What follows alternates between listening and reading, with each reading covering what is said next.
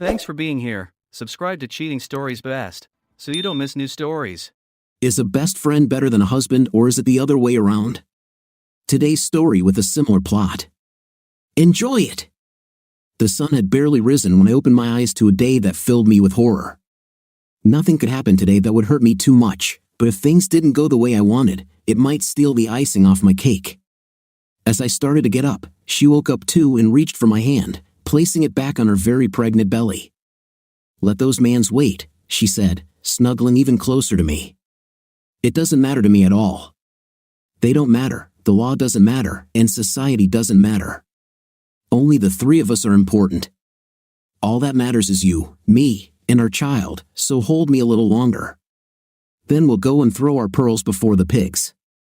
I shrugged, a gesture lost in the dim light, and pulled her closer to me. We made love. Later, after showering together, we sat down to breakfast. She grabbed my hand. "Barry, we don't really have to go," she said thoughtfully. "What we have is enough. This is much more than I ever hoped for and 1,000 times better than what I had." I simply nodded. "But we still have to try," I said. "I'll bring the car." I must be the biggest idiot on the planet, I thought. I was really happy. I wouldn't trade my life for anything, regardless of its parameters. Let me explain what just happened, and you'll see what I mean. I'm single, that is, divorced. I just woke up and had breakfast with the pregnant wife of the man who was once my best friend. He considered himself my friend up until the moment I left with her about 18 months ago. The child growing in her belly is, of course, mine. She wasn't pregnant when we left, and I wasn't completely divorced then. Her husband, Jay, would probably take her back in a heartbeat even now. I think it would have been good for him to have her around even after we ran away together, since he's paraplegic and wheelchair-bound. He seemed to really love her, always telling everyone how beautiful she was. I guess the fool thought they'd grow old together and all that. It's funny, in a way. This is what made Aubrey and I so nervous. We're going to visit Jay today to accept our fate and clear things up. I guess it's a bit of closure. Jay is the last person we need to meet. Both our families, hers and mine, have been coming to terms with our relationship for a year and a half. Her parents began to respect and even love me, although they'd prefer that we were married, and my parents fell in love with her at first sight despite the fact that I literally ran away with a married woman and got her pregnant. I'm sure that right now you already hate me. You're imagining me as some idiot who wants to run away with your wife, or if you're already divorced, as the one who did it. In the back of your mind, you imagine emptying the entire magazine of your Glock into me after catching me having a night with her in your bed. In your righteous anger, you call me every possible obscenity, don't you? And if this were the whole story, I'd be with you. But before you send me to the final circle of hell, why don't you listen to my story?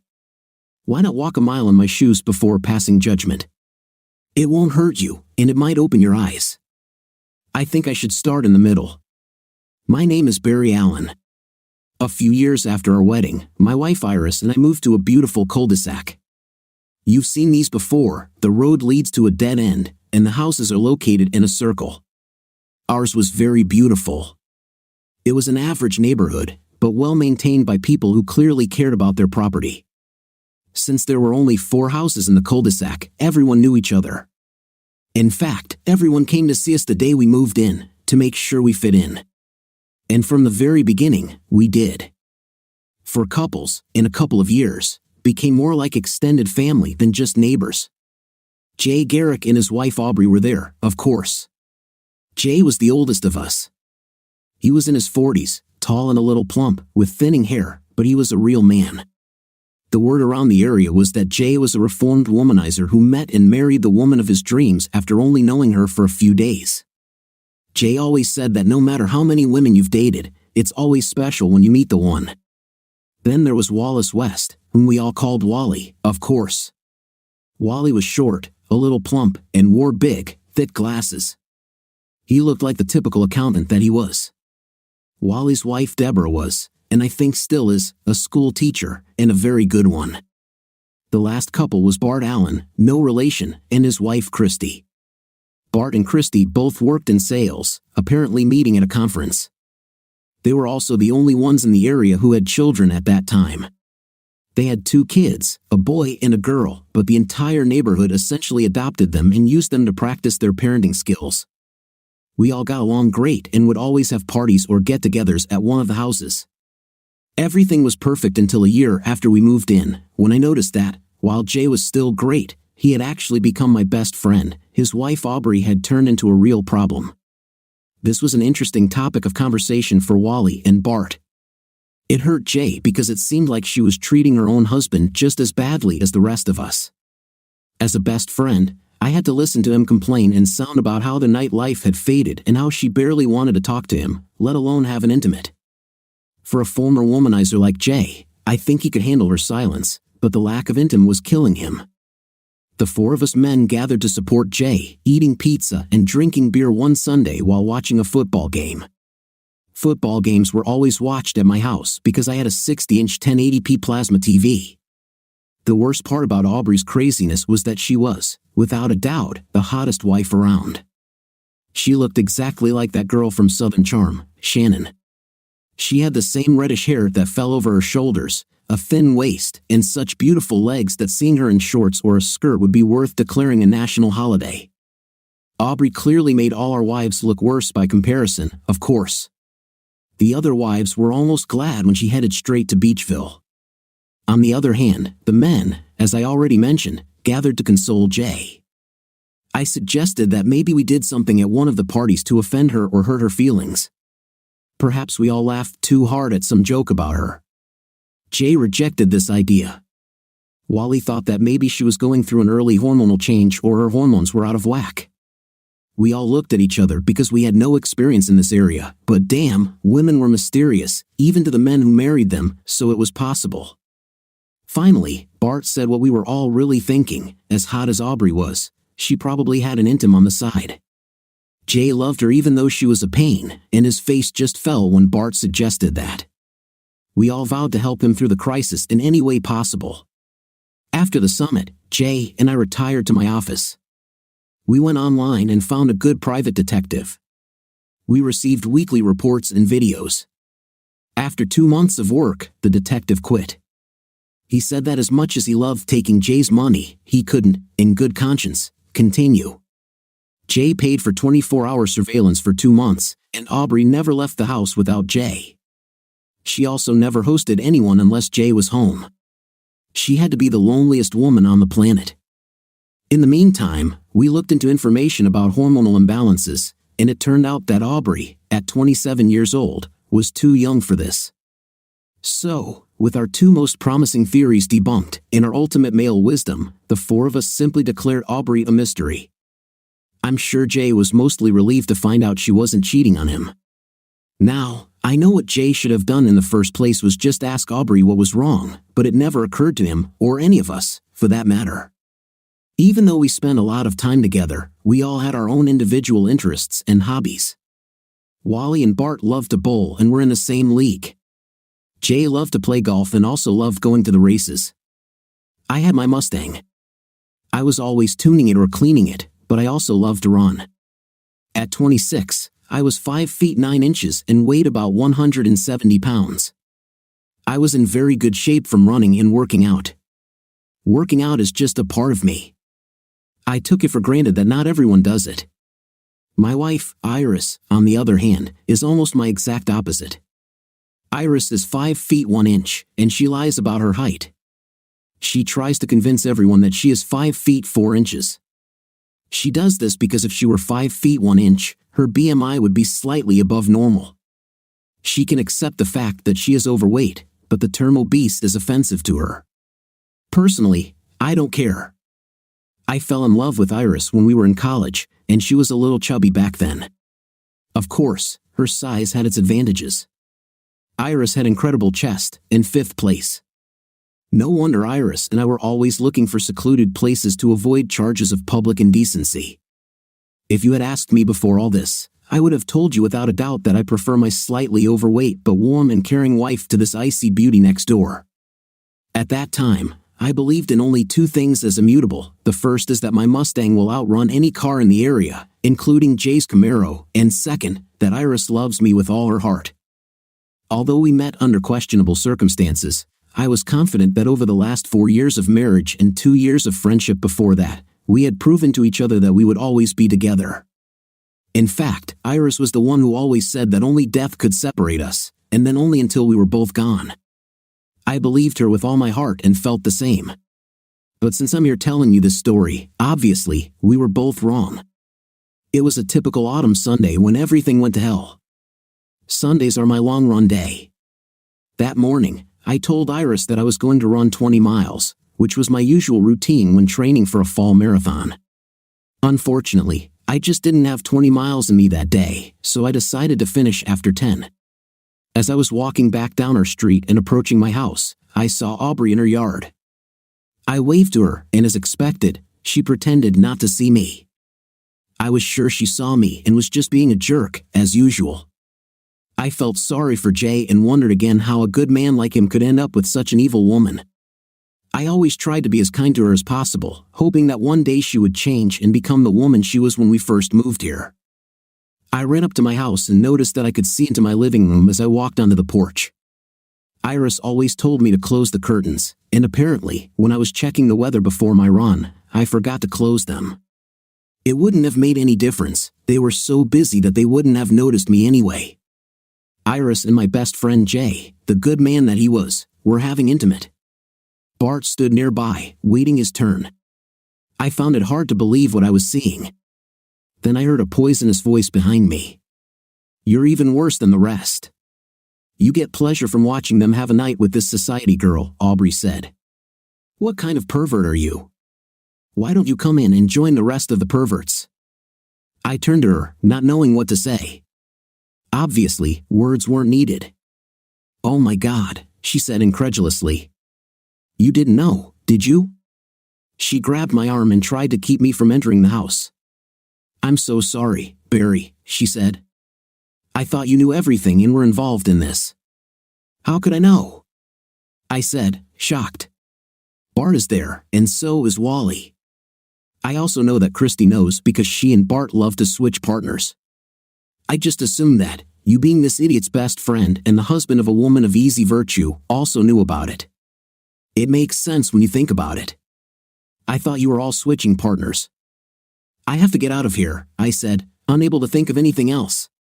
Without a word, I headed toward my garage. I pulled out my key fob from my tracksuit pocket and pressed the button to open the garage door. Aubrey kept pace with me. I remember that I kept a spare set of car keys in the garage, in a toolbox drawer. I grabbed the keys and started the car. The sound of the 8 pulsating pistons was drowned out by the beating of my heart.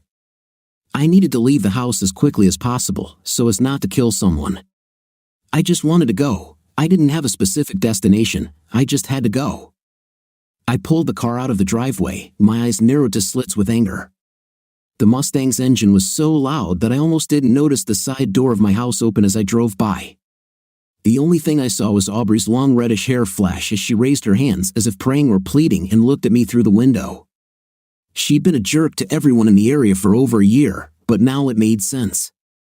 I pressed the button to unlock the door for her, and once she was in the car, we were off. When we left the driveway, I saw Iris come out of the house in a hastily put-on robe, fluttering in the breeze.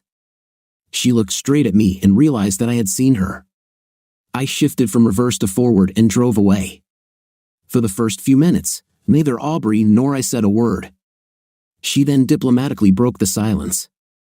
"If you don't slow down, the only place we're going is jail," she said. I eased off the gas but still didn't say a word. "I'm so sorry, Barry," she said again. "I really thought you knew." "You already said that," I replied, frustrated. "But I'm confused.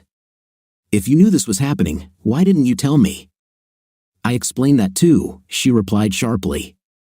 "I thought you knew and were in on it." "I guess you don't remember me very well from when we were friends," I said sharply. "But I love my wife. There's no way I'd ever share her with anyone." "Too bad she doesn't think so," Aubrey chuckled. Then, realizing her words could hurt me, she changed her tone. "Barry, I didn't mean for it to sound the way it did," she said. "I remember you were a really nice guy. Maybe I should have remembered that and at least tried. But when I first found out about all this, I was just as shocked and hurt as you are now. I love Jay with all my heart. I couldn't believe he could do this to me, especially after all the words and promises he gave me. Out of the corner of my eye, I saw that she was upset and on the verge of tears. My stomach started growling. I had run too far without eating, and my legs were starting to go numb too. I pulled off the highway and started looking for a place to eat. I noticed the IHOP sign and headed there. I bought big breakfasts and coffee for both of us. We took them with us and went to the park that I had seen earlier. We sat down at a table overlooking the playground. Several small children hung on the swings or rode the slides, their carefree laughter filling the air. The sounds of their happiness and their attempts to impress their mothers created a joyful atmosphere. Only Aubrey and I remained indifferent to their joy. "That's what I wanted," Aubrey said, nodding toward the mothers and their children. "This is my dream. I have a house. All I need is a loving man and a child." "I thought I had it all," she said. "This is what I wanted when I was younger," I said. My timing was bad, and after meeting Iris, my priorities changed. She just looked at me, and for the first time in a year, I saw her smile. "What sport did you participate in?" she asked. "Athletics," I said. "I'm a long-distance runner now, but a few years ago in college, I ran 5 Burmese chots and 10 Burmese chots." "You're still in very good shape," she said. "That's one of the things I've always admired about you. You're still young enough to try." "I have a life now," I said quietly. "And I've become too soft to devote my life to such hard training. Plus, there are certain household amenities that I simply cannot do without. There's also the practical side of things. Nobody even remembers American track and field athletes. While the Olympics are going on, we pay attention to athletics, but once the medals are handed out, we don't think about the sport until the next games in 4 years. And of course, there are steroids," I said. She laughed, but I didn't understand why. "So here we are, 2 little sheep who gave up on our dreams and still ended up with the ones we thought loved us the most, but turned out to be cheaters," she laughed. "At least you can laugh," I said. "This is the worst day of my damn life." "Sorry, but this is a good day for me," she said.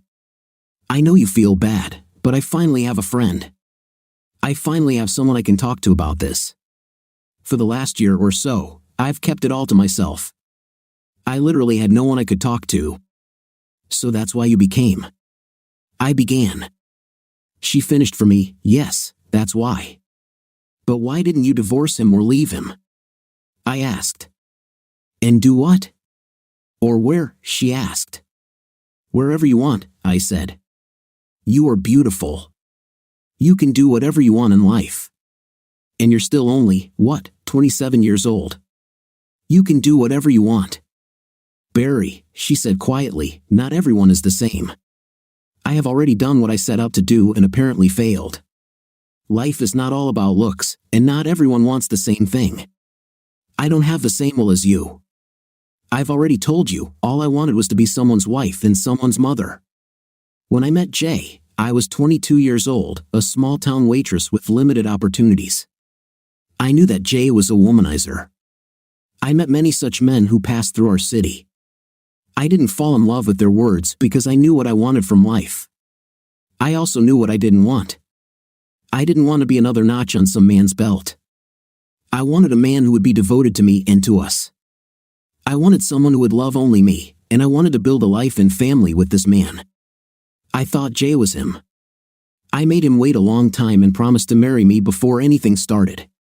We didn't have a night until our wedding night, and that was the first time I went all the way. My life started out so damn good. She stopped talking and started eating her bacon. I loved watching how her mouth moved and how carefully she took a bite. "And then you moved," she said. "At first, everything was fine. We all got along and everything went well. I told Jay it was time to have a baby or 4. I started asking Christy about it, and she told me to be careful what you wish for because having a baby is life-changing. I walked away from that conversation thinking she was the most selfish woman ever. I went home, and on the way, I saw Jay entering their house. He looked around as if to make sure no one saw him, and then entered. I wondered what was going on. I thought maybe you were planning something again, so I quietly followed him. When I looked into your house, I saw your wife with him. Well, you understand, she shook her head, and I saw tears in the corners of her eyes. I tried to do it for Jay, but apparently, I'm not very good at it, she said. And the things she allows him to do. Barry, I love this man so much, there was nothing I wouldn't do for him, but he didn't even give me a chance. Some of the things they do are just disgusting. Did you know what she lets him do to her? No, I said. Do you do this too? She asked curiously. No, I'm just not into it, I said. I guess I'm a little old-fashioned, but it just doesn't seem cute to me. So I'm not alone, she said. But as stupid as it sounds, I would let him do it to me if he ever asked. I think there's also the fact that she allows him to be rough with her, and it's just disgusting. Maybe I'm old-fashioned too. Anyway, as soon as I saw it, I knew Jay was lying to me.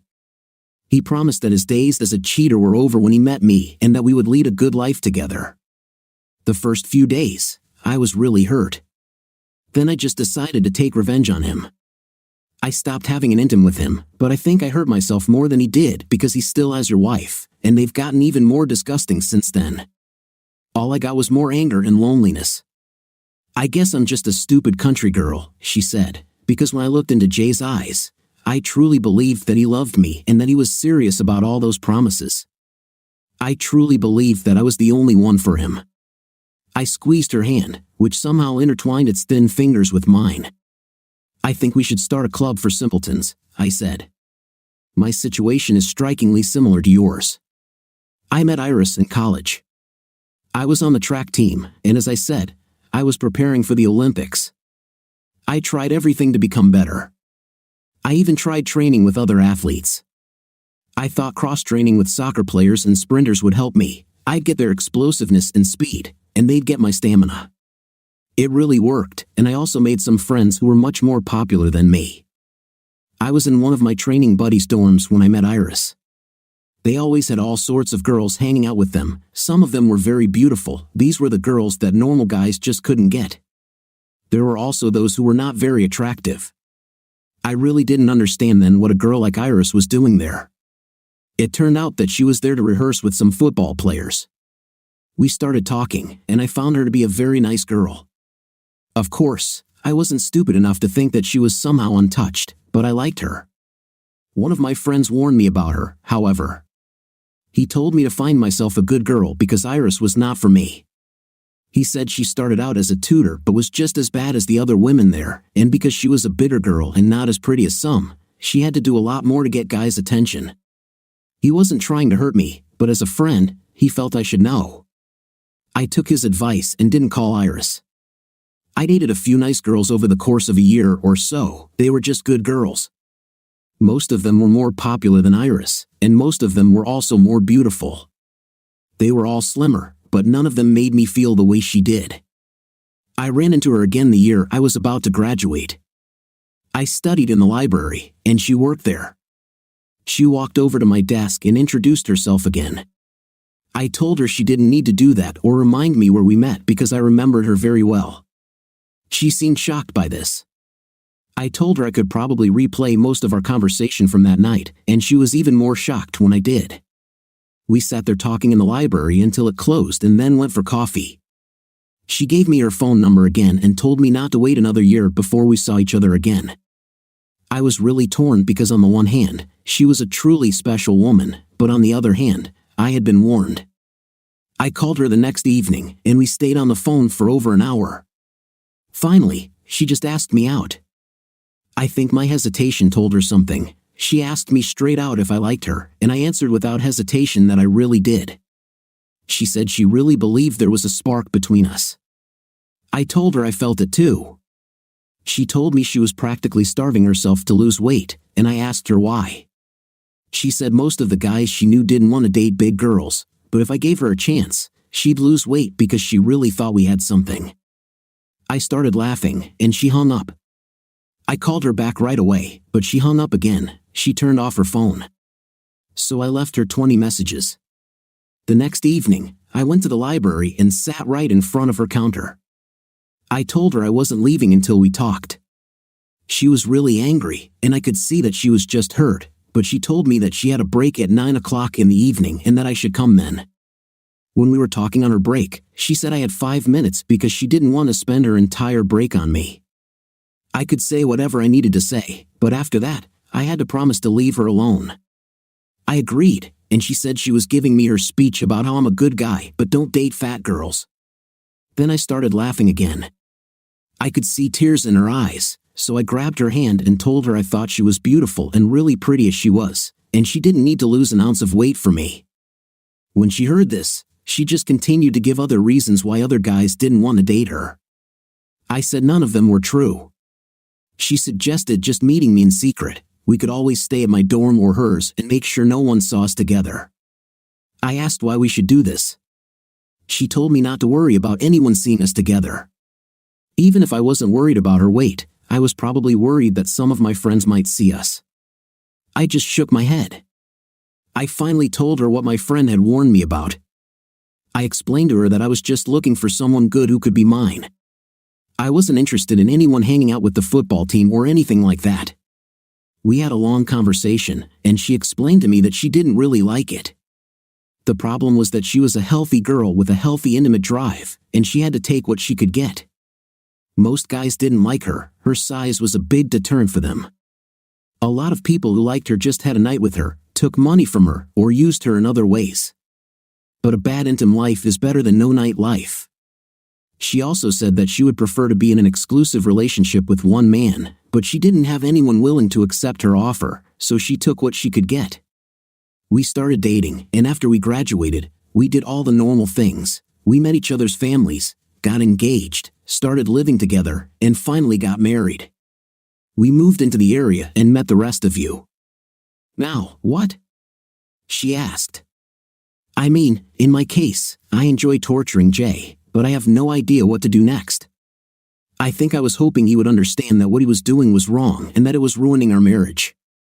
But with your wife, he has an alternative, and he takes advantage of it. He's essentially getting a cheap cleanup. I haven't decided exactly what to do yet, Aubrey, I said. I need to think. Sorry, but I am a man, and in such a situation, there must be some kind of revenge. I can't just lie there and let it happen. But I need to think about what I want to do. Just coming in and punching Jay in the face might satisfy me for a minute or two, but it's not what's going to make me happy in the long run. The same goes for the others. They have pretty much ruined most of my life. I wish I had never moved to this damn area, I said. She nodded. But at least we don't have to go through this alone, she said. We got back into my Mustang and began the journey home. Despite what I had been through, I couldn't help but notice that it was a really good day. The weather was sunny with a light, cool autumn breeze. After I had the opportunity to vent to Aubrey, I felt a little better. I was still in pain, but the severity of my rage had diminished. Now there was no danger that I would take a baseball bat and start hitting Jay or anyone else. I also started thinking about what I wanted to do. When we arrived at our house, it seemed like all eyes were on us. Bart and Christy were sitting on their porch and began talking animatedly as we drove by. Wally and Deborah were watching us too. Deb waved to us, and Wally turned away. He started walking toward my house as we passed. When we pulled up to my house, I saw Jay waiting on my porch. I pulled up the driveway and parked the car in the garage. Jay followed my car. I left, and so did Aubrey. Iris walked out the back door as soon as the garage door closed. Aubrey hugged me tightly and whispered in my ear that she would see me later. Jay's eyes narrowed, and his lips tightened when he saw the hug. I also noticed Wally heading toward my house. Barry, Iris said sadly. I ignored her and turned to Jay. Some of the rage I had swallowed resurfaced. Barry, I'm sorry, buddy, he began. We need to talk about this as adults and figure out how I can make amends. That was all he got to say before I hit him. Wally was shocked, and Iris stood in the driveway with her hand over her mouth. Barry, Jay said, I hope you feel better. I think I deserve it. We deserve everything, but we need to talk about it. When I got to the porch, I heard AU yell through the fence to Jay, who was still lying on the ground, Jay, are we out of tanning oil? Barry, Please don't tell Deborah, Wally whined. I walked past him and entered the house. I headed into my living room and turned on the TV. I found one of the endless broadcasts before an NFL game, and although my eyes were on the screen, I wasn't watching. My mind was still focused on the plan to take revenge on my neighbors. I heard the door open, and Iris entered the room. "Barry, honey, we need to talk about what happened," she said. "Iris, I'm not in the mood for you or this whole damn thing right now," I snapped. "Get out of this room before I hit you." "Barry, hiding here won't solve the problem," she said. "It may not." She stopped mid-sentence when I looked at her and walked out. 30 minutes later, the doorbell rang. Iris answered, and someone knocked on my door. I didn't answer. A few minutes later, Bart came in carrying pizza. "Where's everyone?" he asked. "It's almost game time." "Bart, if you don't get out of here, I'll kick your fifth place," I snapped. "Barry, we were wrong," he said. "We should have talked to you about this a long time ago. It didn't mean anything to me. Our friendship means so much more to me, so to even the score, I agreed that you would spend time with Christy. I'm not sure if you know this, but Christy and I have an open marriage, and you like her. This way, we will be even." "Bart, you have 3 seconds to get out of my house," I said. "I don't want you or your wife to ever come near me again." "Oh, I see you've already chosen someone else," he said. "A good choice." I looked behind me to see what he was babbling about and saw Aubrey standing in the doorway with a plate of chocolate chip cookies. "I came to watch football with you," she said, smiling. "Jay is in our bathroom trying to ice his lip and find something to calm his stomach." She giggled as she said this. Bart looked at her as he passed by. He smiled at her as if he was about to say something, but her icy gaze froze him in place. She sat down on the couch next to me with a plate of cookies between us. When the game started, I asked her what she wanted to drink. "Milk, please," she smiled. "It goes great with cookies, but beer goes well with football." I objected. "Okay then, get yourself one while you bring my milk," she laughed. When I returned to the room, Iris was there again. She was saying something to Aubrey, who ignored her. "No glasses yet?" Aubrey asked as I sat down. "Which team is ours?" "Those guys in blue and silver are our Detroit Lions," I said. "Barry, we live in California." "Aren't there any teams from California?" she asked. "Well, there's the 49ers and the Raiders," I said. "Then why is our team the Lions?" she asked. "Who are they playing with?" Iris asked. I ignored her and turned to Aubrey. "I attended the University of Michigan to get my degree there. I started rooting for the Lions when they were terrible. Now they are on the rise for the first time in 20 years. I've been with them for as long as I can remember." I looked straight at Iris and said, "Loyalty is very important to me." "I love the shape of them," Aubrey said. "Who are they playing with?" Iris asked again. "They can't play against me." I snapped. "Because you already did. You've been playing me like a fool for a long time." But Iris began. "Why are you even here?" I barked. "I just want to watch the damn game in silence." "Get out!" But Iris began again. "My friend is invited." "Get out!" For the next 3.5 hours, Aubrey and I sat on my couch with our feet up and watched the game. The Lions beat the Cowboys, and Aubrey and I had a great time. When the game ended, with some time left before the post-game show began, Aubrey picked up the remote and said, "It's my turn." She went into the on-demand menu and found a movie. Surprisingly, this was a film I had not yet seen, and to even greater surprise, it was a good movie, a relatively new film with Nicolas Cage called Drive Angry. It was a crazy movie but very action-packed and quite good. We were running low on cookies, and our drinks were empty. I went and got refills for both Aubrey and myself. As I walked to the kitchen, I noticed that Iris and all her accomplices were gathered in the living room. "Barry," Iris said quietly. "What?" I barked. "Are you going to have a night again?" "Well, don't worry, we'll turn on the surround sound and turn up the volume. You can just turn on the fan to get rid of the smell." Barry, you're friends, and I would like to talk to you when the game is over, Iris said quietly. The game is already over. I'm watching a movie with the only friend I have left, and if you don't get your lovers out of my house, I'll shoot them all as soon as the movie ends. Besides, isn't it time for you to move all your things to another bedroom? Barry, I don't think we should talk about divorce until we've exhausted all other options, she said. I know I was wrong, but one mistake. I walked back into the room and sat down on the couch next to Aubrey. Jay still loves you, I told her. He was very quick to protect you. Maybe you can make your dream come true after all. Iris still loves you, she replied. When you brought me the milk, she told me to stay away from you or else. So, if our spouses still claim to love us, maybe we can both get what we want. I don't know about you, Barry, but I've had over a year to think about this. I think Jay, in his own way, really loves me. The problem is that if he can cheat on me so easily and for so long, then he doesn't love me the way I want to be loved. So, as the Van Halen song says, I need to dream another dream. This dream is over. It's the same with me, I said. I need to talk to a good lawyer to figure out how I can get out of this marriage with dignity and most of my assets. I usually believe in a 50-50 division of assets, but she destroyed our marriage single-handedly. There must be a punishment for this. We think very similarly, she chuckled. Do you like Van Halen? I asked. We both smiled. We got up when the movie ended so I could walk her home. On her porch, in front of Jay, Wally, and Bart, she hugged me tightly. Stay away from my wife, Jay hissed as I walked past him. What I did was wrong, but your fat fifth-place wife came after me. Barry, you have to understand, I haven't had an intimate in a year, man. A whole damn year without night.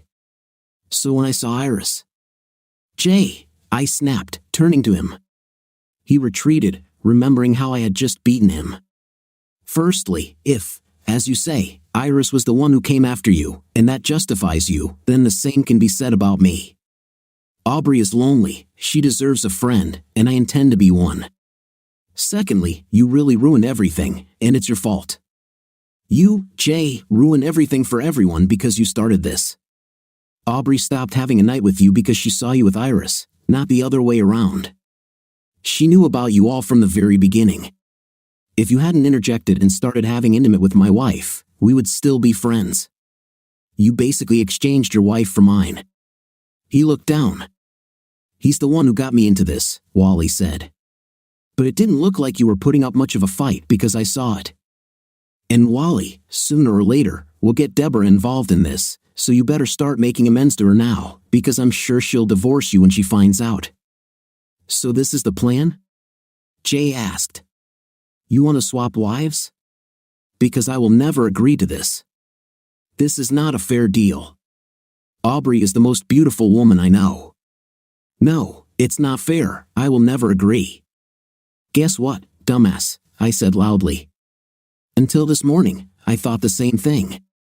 If you had just come and said, Barry, do you want to switch? I would have laughed in your face. Until this morning, I loved my wife more than anyone in the world. There's no way I would ever agree to share or exchange her. But we can't always get what we want. You ruined my marriage, and it's only fair that you suffer too. You guys talk like it's something from the Stone Age, Bart said. Christy and I slept with others all the time, and we're still together. This was just an experiment to see if you liked it. Now we know you don't want to do this. So you guys make up with your spouses, then we make up as friends and forget everything. Okay, not good, I said. You and Christy don't have what I would call a marriage. You have something like business partners or maybe roommates. When we have a barbecue, you don't hug or kiss. You don't even talk about each other, you just share a house and sometimes have an intim when neither of you has someone else. Your marriage is pathetic. I really can't believe you offered her to me today to save our friendship or your fifth place. Think about it, it's like you sold it so I wouldn't be mad at you. Obviously, I'm more important to you than your own wife. This is more than a little abnormal. Until this morning, you guys were like brothers to me, but collectively you weren't as important to me as Iris. I lost 4 of the most important people in my life at the same time. But, Jay began. Enough with the buts, I said. You guys wanted to talk, we talked. From now on, don't ever tell me again that you destroyed my marriage. There's no forgiveness for that. So from now on, you will have to use someone else's house to have a night with her, because if I see any of you near my house, I will shoot first and ask questions later. When I turned toward the house, I saw that Iris was listening. As soon as I entered, she followed me, tears in her eyes. Barry, you gave them a chance to talk. I want mine, she said. I sat down on the steps and looked at her. I think it's better now than after we get lawyers involved, I said. Barry, I'm not going to make excuses for what I did, she said. I was stupid. I was wrong, and to be honest, I never expected you to catch me or find out. It was just a night and just for fun. You knew what kind of woman I was when we started dating. Maybe I embellished it a little to try to convince you otherwise, but you knew that I was a woman of easy virtue. I didn't start this way, but that's how the circumstances turned out. We have been together for 6 years and married for 4 years. This is the first time I've done something like this. Don't I deserve another chance? I promise you that this will never happen again. Barry, you've always had the freedom to choose who you want and go after them. For most of my life, I have always been a chubby girl. I had to open up to be noticed, and even then, I wasn't noticed the way I wanted. So yes, when you met me and your friend warned you about me, he was telling the truth. I would hang out at the football players' dorms, and a lot of these guys would just have a night with me whenever they felt like it. Most of them could then go out and act like gentlemen with the women they really wanted. Or if they came home after going out and didn't get anything, I was there. Sometimes I was there for 2 or 3 of them at the same time. This was not what I wanted. No girl I know ever grows up dreaming of being a prostitute. Men make us like this. We all start out dreaming of a fairy tale, but most of us don't achieve it. Even doing what I did, I was still special. I was still a good girl in my head. Then you came along and made me want to be a really good girl again. Barry, you made me stop all this. You are everything I have ever dreamed of and more. You always made me feel special. I always knew how much you loved me, and you continue to confirm it. Your words about how you would never trade me for Aubrey or anyone else made me realize again how much you truly love me and how much I have to lose. For a while before we moved here, it was just you and me against the world. There was no one I could regularly compare myself to, and then we moved here and became part of the area. There are only 4 couples here, and again I was the fattest. When we had barbecues or parties, no matter what I wore or how hard I tried to look my best, I was always the most unattractive, and I wanted people to pay attention to me too. Jay is a real liar and womanizer. He started flirting with me a long time ago. All he really wanted was to get to my breasts, so I started playing this game. I started flirting back and letting him glance at them. I know I shouldn't have done this, but damn it, Barry, I'm human too. I want to be wanted too. After all, he came one day when you were not at home. He probably got me a little more drunk than I should have been allowed, but we ended up having an intimate. A few days after that, Aubrey stopped talking to me, and him too. Wally and Bart got into it, and they all started using me to try things they'd heard about but never done. For me, it was like going back to my student days, only this time I had the best of both worlds. On one hand, I had you, who loved me, praised me, and made me feel cared for. On the other hand, it felt as if I didn't have to give up what I was getting in college. Until this started, I thought I couldn't have it both ways, and when I thought that, I chose you. Always remember this, Barry, I chose you. But the last year has taught me that, as Bart and Christy say, there's no reason I can't have it both ways. Until this morning, you loved me and thought I was special. The way you look at me now hurts me more than anything. You look at me like I'm a piece of garbage. I didn't do anything today that I haven't done in a long time. The only thing that has changed is the way you think about me now, and it hurts.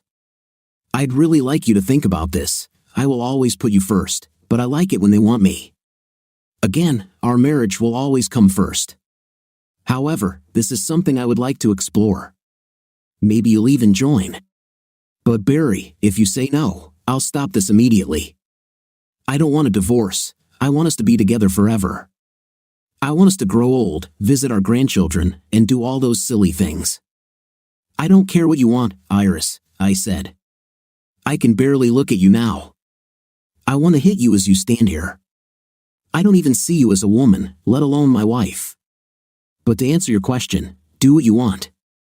Our marriage cannot be saved. I'm not giving you permission to do this, but you're a grown woman, you don't need my permission. However, I will never have a night with you again. Barry, that's not what you mean, she said. I will stop, I swear. I'll make an appointment with a marriage counselor. Please, Barry, give me another chance. It was brilliant, this whole counseling thing would have given me time to put my plan into action. Okay, I said, maybe counseling will help us. I'll start moving back into our room. She smiled. No, I said, more harshly than I intended. Maybe if we get through this, but not until then. Barry, this could take weeks, maybe even months, she whined. So what? I snapped. It may also not work at all. I don't make any promises. We can still get divorced. You brought us to this point. You had a choice between being the wife I loved and adored or just being some fat woman of easy virtue. In my opinion, you chose the wrong one. And listening to your lovers talk about you, are you sure it was worth it? But Barry, can't we just sleep together? We don't have to have an intimate. I just need to be close to you, she whined. But I can't be around you, I said. The next morning, I woke up and immediately noticed that I was alone in my bed. At first, I missed having Iris around, and the sadness was almost unbearable until I reminded myself why I was alone. I got dressed and went down to the kitchen. Iris was there preparing breakfast, wearing one of my favorite nightgowns. She turned around as if she hadn't noticed me entering the kitchen. I laughed inside. Her actions and motives were very clear. I wondered when she became so manipulative. Apparently, she was no longer the wonderful, simple-minded woman I had fallen in love with. Perhaps that wasn't the case. Perhaps she had always been like this, and I was just too blind to see it. I laughed again, this time out loud, but now I was laughing at myself. What's so funny, dear? She smiled. Is it something I did or maybe something you saw? That's not what you did, I said, trying really hard not to look at things after what I saw yesterday. She winced at my words but tried again. I took an apple from the counter, and she looked at me suspiciously. So, will you tell me what you laughed at? She asked. I could use a good laugh too. I just thought that if you had come downstairs like that last week, I probably wouldn't have gone to work at all, I said. She smiled upon hearing this. It's not that funny, she said. I think it's very nice. The funny thing is that you think I'll buy it now. I laughed as I took my briefcase and headed toward the door. Don't you want to have breakfast? She asked. I thought we could talk. I have no appetite, I said. Well, you're early. Can we talk anyway? She asked. I think we've said all I can bear yesterday, I replied. But I had a lot of time to think last night, she said. And I changed my mind on some things. As she said this, she stood right in front of me, showing almost a foot of plunging cleavage. I smiled and walked around her. Barry, we can't get through this if we don't talk, she said. I'm not sure I want to get over this at all, I replied. Sorry if I don't act like the version of me in your head when you thought about it, but I'm a real person. I have my own needs and feelings, and I must act accordingly. So maybe you should stop trying to predict how I'll behave. I won't be so easily manipulated anymore. Barry, I don't want to manipulate you. I just want to atone for my guilt. I just want us to talk about this. You won't make it until we overcome the pain. We could always talk about everything. Besides being married, we were best friends. Last night was the worst night of my life. I'm starting to realize how much I've hurt you with my dishonesty. I want to make things right so we can move on, she said. I put down my briefcase and apple and turned to her. Then I started clapping my hands. Great speech, I said. You must have rehearsed it for hours. But Iris, this is not something you can just get over.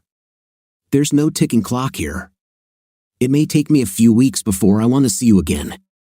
It may be months before I can sit down and talk to you without feeling like I'm going to throw up, or I could just come home today and put a stack of divorce papers in your hands. I don't know. Judging by what you said yesterday, this is what you got used to back in college. I thought what we were doing was much more special.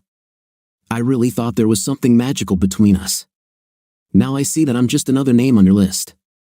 I may be the one paying for it all, but at the end of the day, I'm just one of your lovers. And I'm the dumbest because not only am I the only one who didn't realize it was just a night, I'm the only one who was dumb enough to love you and think you were special. But, she began.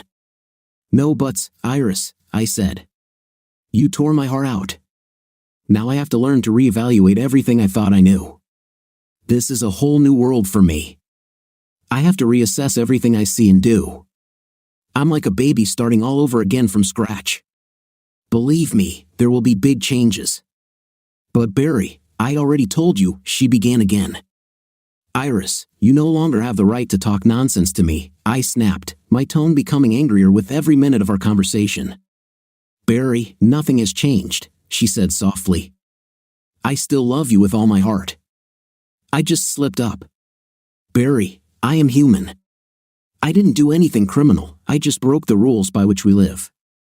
I was also dishonest with you. By doing this, it's like your damn football games. One team violates the rules of the game and receives a penalty, they move the ball halfway to the target and try again. After a few games, this is forgotten. The main thing is that both teams want to win the damn game. I love you, Barry. I love you, and you are hurting now, but you love me too. It would be foolish to throw away everything we've built because of one rule violation. Give me a penalty so we can get through this. Nothing has changed, we are still the same people. There is nothing we cannot overcome. Another great and passionate speech, I said. This time, you even managed to use football. But again, you're wrong, Iris.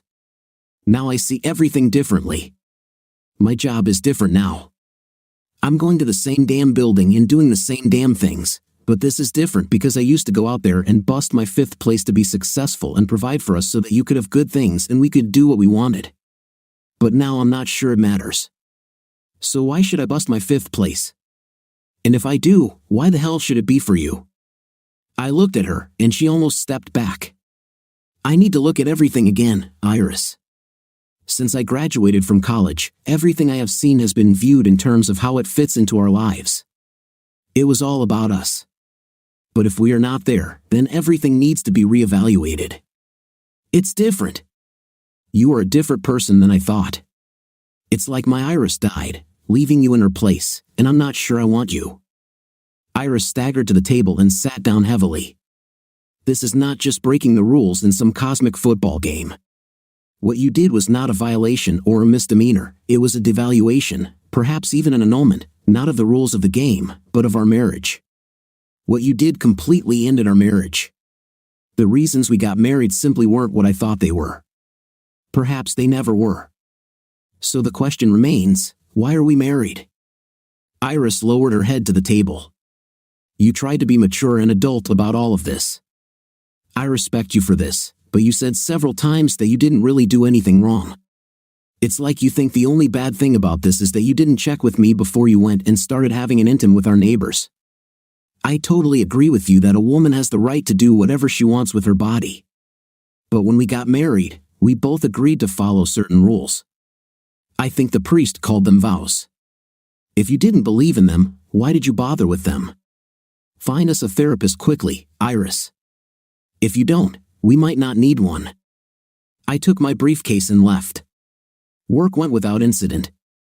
I was looking through my files and found the number of an attorney I worked with who represented one of the wealthiest businessmen in our state. He was recently in the news because one of his deals fell through. He tried to build a shopping center next to a nice suburban area and was nearly tarred and feathered by neighborhood groups, environmentalists, and small business groups. I have an idea. I asked the lawyer to contact his boss. I didn't tell him what it was about, but I hoped his boss remembered me well enough to agree to the meeting. I also made an appointment with the best divorce lawyer I could find. This guy was like napalm, judging by his reputation, it spread throughout the entire divorce and burned everything it touched. A few hours later, I finished work for the day. For the first time in my memory, I didn't want to go home. What was left for me? I thought about going to a bar with the guys from work but decided to put it off for at least one day. I would need to start developing new friendships, but I could start that tomorrow. I parked in the driveway and turned off the Mustang's ignition. I entered the house as quietly as I could, put my briefcase down, and sat on the sofa in the living room. I exhaled all the air I had been holding and tried to release all the tension with it. I closed my eyes and focused on just relaxing. I think I almost dozed off when I felt a pair of soft hands start massaging my shoulders. It was divine. "Get your damn hands off me," I said in the coldest voice I could muster. I abruptly stood up from the sofa and looked at the pain written on Iris's face. "I was just trying to make you feel better," she said, gathering her courage. "You look like you had a hard day at work." "Iris, my day at work was normal. This homecoming created all the tension," I replied. She lowered her eyes. "When do you want to have dinner?" she asked. "I'm not sure if you want to wait until you've run or if you want something before then." "Iris, just cook what you like when you want it," I said. "Isn't that how you looked at our marriage?" I went upstairs and changed into light sweatpants and a light hoodie. I put on my favorite sneakers and headed outside. Iris watched me as I left the house. "Be careful," she said quietly. I pretended I didn't hear her. As soon as I stepped out onto the porch, Aubrey appeared. She smiled at me and came over. "Your run today is going to be terrible," she said. "I know," I replied. Usually, my runs on Mondays were just to get the blood flowing in my legs again after a long run on Sunday. On Mondays, I was usually stiff, so I ran slowly and leisurely. "That's not what I'm talking about," she said, still smiling. "You will run even slower than usual and perhaps even walk." I looked at her funny because I was kind of an exercise snob. I always waved to other runners along the way but barely noticed the walkers. The thought of walking on my own seemed absurd, but she looked at me and smiled, and her smile seemed to take away some of the anger I was holding inside. "Okay, why would I do this?" I asked. "Because I'm coming with you," she said.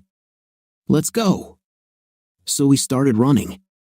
I noticed Jay was in his doorway as we ran, and I also noticed that all the eyes on the street were on us. Again, as we slowly, God, so slowly, ran down the street, I was sure that if we had run any slower, we would have gone backward. But I stuck it out. The smile on her face was reward enough to overcome any disappointment at our slow speed. "Jay wanted to talk to you again today," she said. "He thought you'd had enough time to calm down and that now maybe you'd be ready to talk." We walked side by side, and the pace was fast for walking, but she managed well. "Bart convinced him to wait a few days before approaching you again. He said you are in a lot of pain, and it will take time. Plus, they all remember how you said that the next time they came to your house, you would shoot them." She smiled again, and I noticed that she was still holding my hand. "Do you have a gun?" she asked. "Of course," I said. "It was my father's gun. He worked in Army intelligence. He got it while hunting down spies. It's a pretty big gun." "Which one?" she asked. "Well, it's kind of rare. I don't think they make them anymore." "Is this one of those old long-barreled .38s?" she asked. "No, it's a .45, I said. "Probably the most powerful .45 I've ever shot.